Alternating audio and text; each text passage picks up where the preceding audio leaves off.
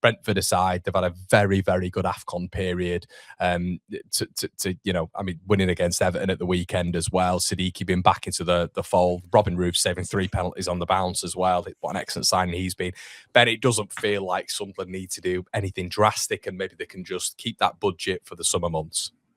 No, it doesn't. But the great Alex Ferguson always used to say, you strengthen when you're on top. And when is there going to be, they're going to be in the Premier League next season. When is there going to be a more attractive time for Sunderland to negotiate with players? And, if there is someone that's on the list for summer, and you can start talking now. But no, I think your point stands though, Connor, that obviously nobody really had a better summer or certainly a more effective summer transfer window than Sunderland did. So all the business was really done there. But yeah, if they're as well organised as we think with their scouting, and you can start looking ahead at the list for next season, then why not throw a cheeky bid in, particularly if said player's club is in need of I'm sure these will be far-flung exotic clubs all around the world knowing Sunderland, but, everyone wants a bit of that Premier League money, don't they? So I wouldn't rule out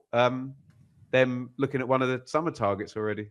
Do you think Sunderland are gonna, in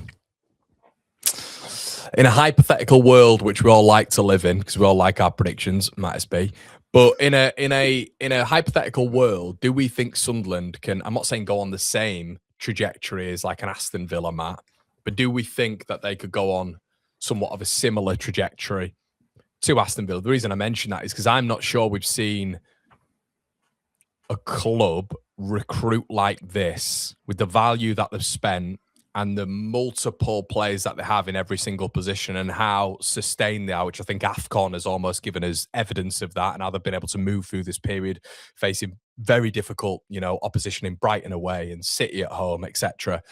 And they've still been able to do it with the squad that they've got and still look strong, still work to a principal set of which Labrie has got them in an incredible state. Do you think that they, let's say if Labrie in this hypothetical world is sticking around and they're able to build on that method and that in that way, and they're all sort of synonymous from KLD all the way downwards, do you think they could really build and potentially be a similar prospect to a next Aston Villa, or do you think I'm going too sensationalist with that?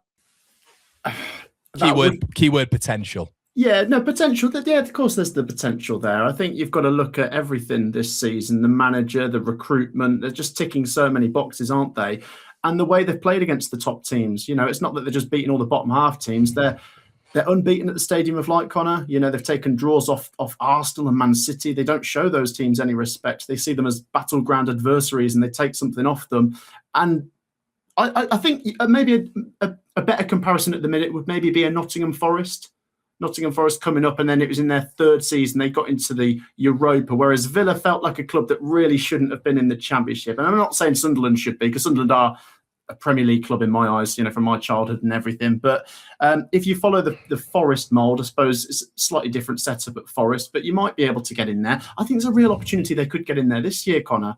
I agree with what you've both said about this January window. I think very small tweaks needed at a minimum, to be honest. And the players coming back from AFCON are reinforcements.